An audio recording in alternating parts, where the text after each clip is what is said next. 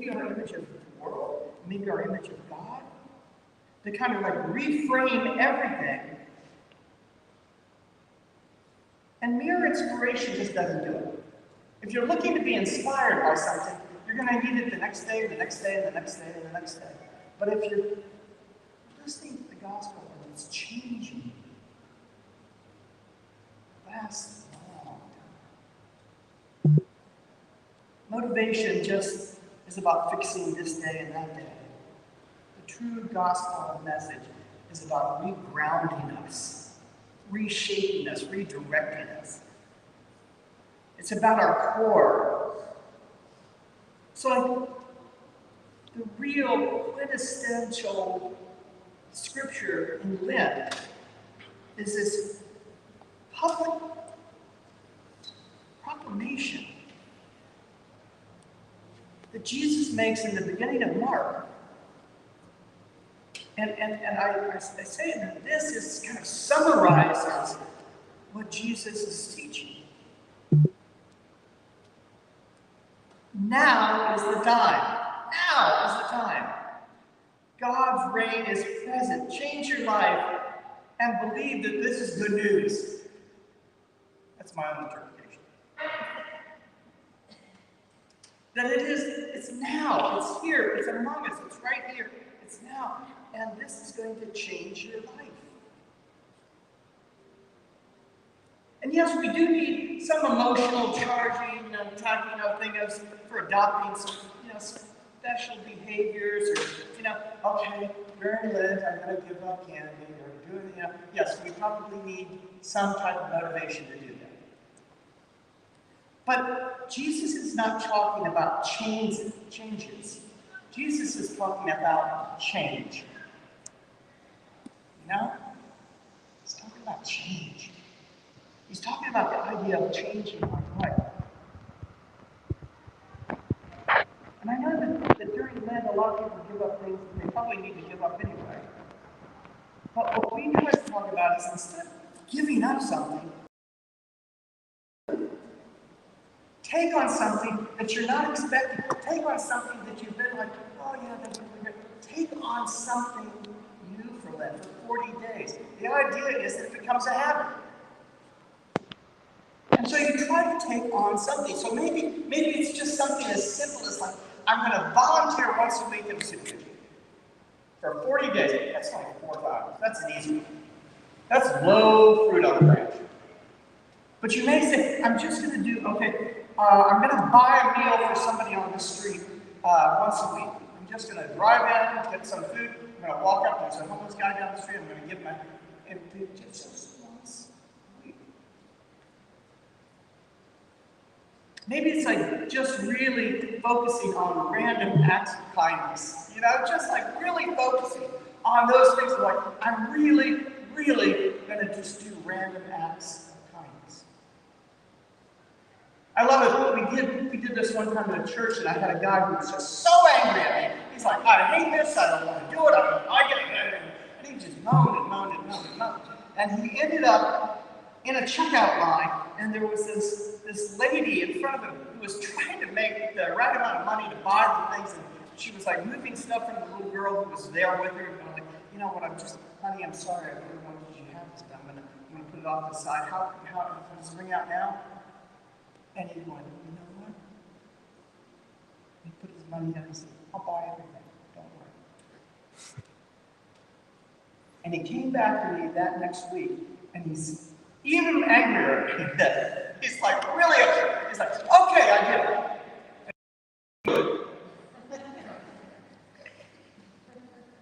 And it was like, oh, different feeling, huh?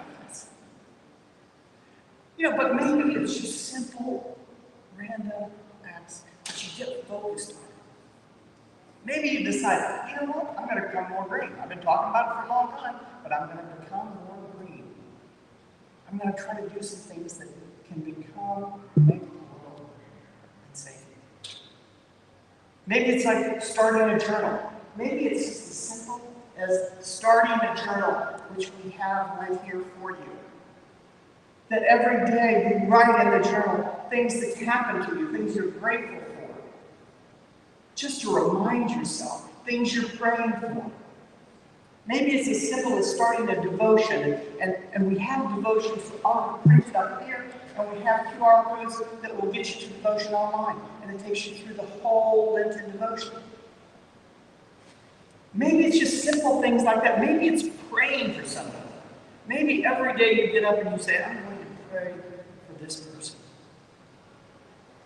Maybe it's you realize, okay, maybe it's really you need to catch up with your relatives. Oh, I've been meaning to call that person. Maybe it's just catching up with people. Once a week, I'm going to call 2 or 3 of my friends that I haven't caught up with. I'm just going to touch base with them and see what's going on in their life. Maybe it's trying to say, okay, well, what I'm going to do is I'm going to try to intentionally not gossip.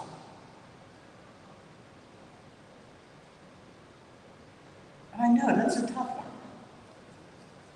But I'm intentionally not going to do that.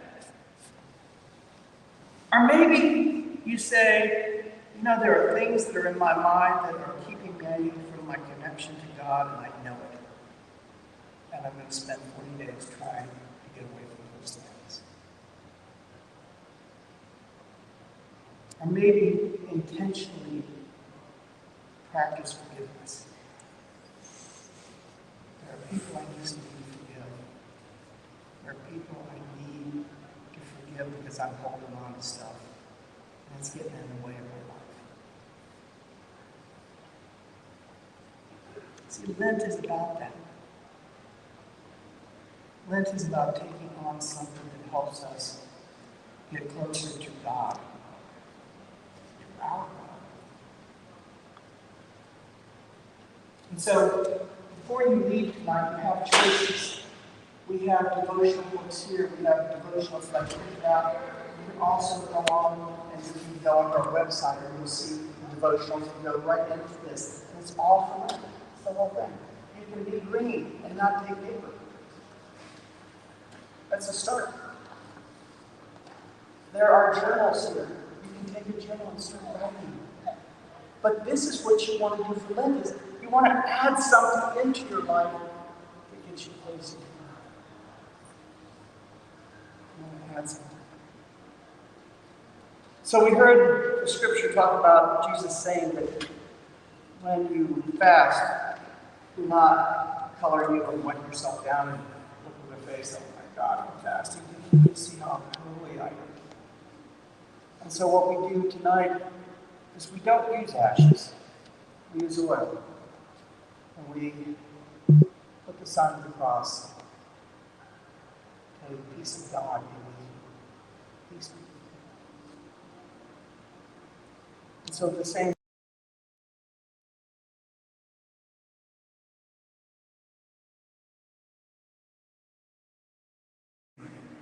and we do it by intention, because I knew there was going to just be a small amount of us here tonight. Valentine's Day, a lot of people doing other things. But we're experiencing probably what my brothers over in the AA rooms, I walked by, they said, Happy Valentine's Day, did you know who loves you the most? I said, God, who loves you the most? You know what? I'd love to hear that. So what we'll ask you to do is I'll ask Barbara to come over here, and you'll come up one by one. I will give you a piece of bread.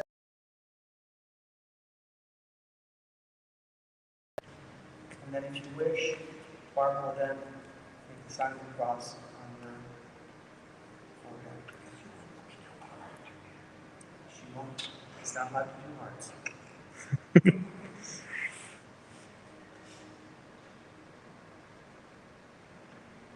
And on that night, the same night that he was betrayed, he took the bread and he blessed it. He said, This is my body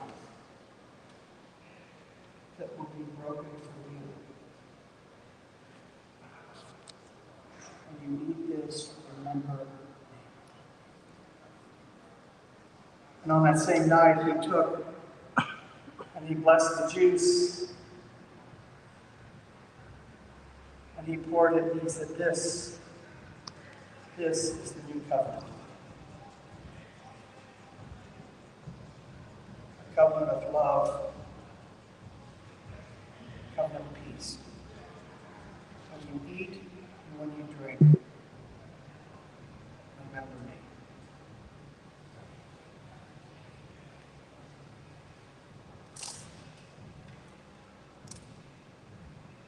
Please come forward.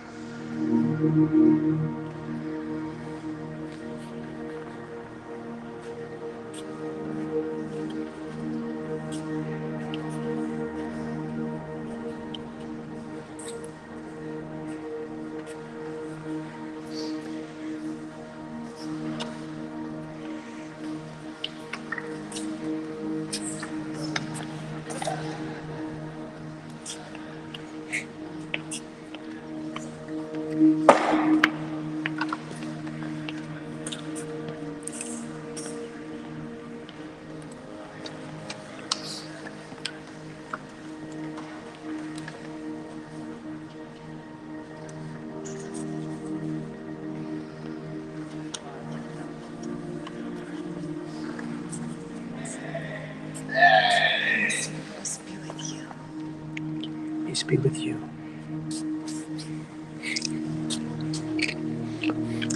Peace of Christ be with you.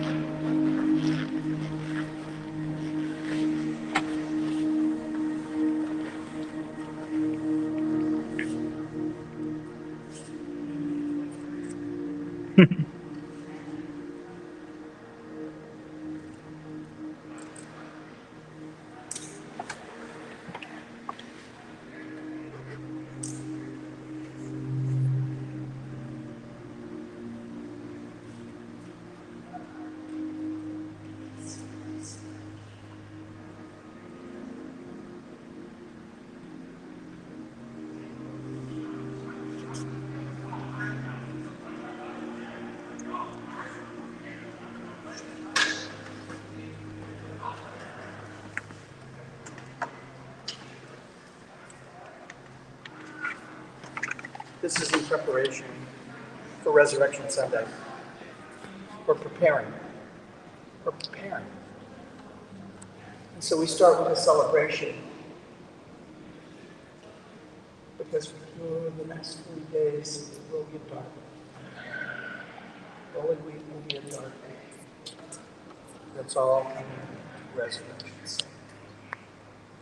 We will cheer, we will yell, we will scream, and we will eat feast. Peace be with you.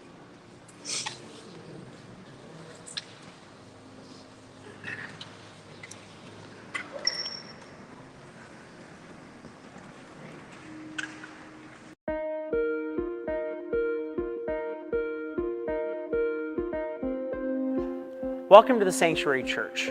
I just want to say how great it is you're here. Our service is going to start about 1 minute.